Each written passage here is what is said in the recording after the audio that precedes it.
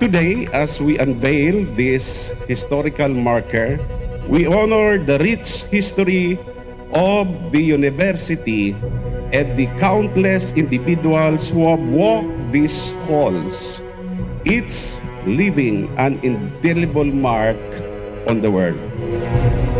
They who have allowed Ateneo to continue with this mission, to be truly salt of the earth and light of the world in this beloved patch of earth we call Bicol.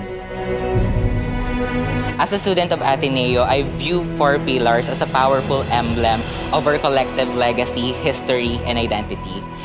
I believe that 4 pillars is not just a historical marker, but an integral part to our education and personal growth. It is my privilege to welcome you all to this event.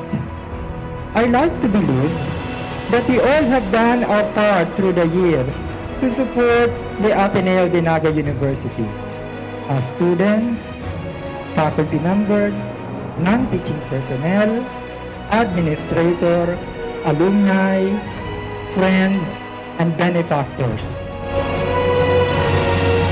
It's really very timely to recognize and immortalize this recognition of the contributions of Ateneo de Naga University, not only its contribution to the academic growth of Kabicolan, but also part of the social involvement.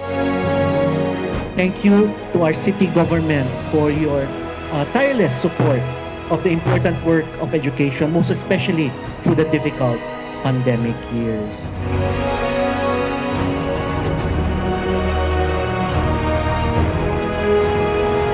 Overall, this was a great event, and this also serves as a message for the next generation, not only of Ateneans, but also of Bicolanos, that this institution does not only serve for education purposes, but also all facets of life, particularly contributing to the development of the Bicol region.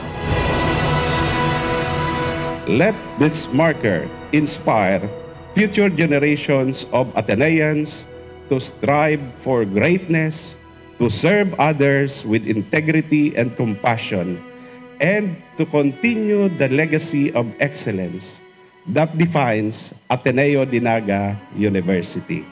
May all be truly men and women for others.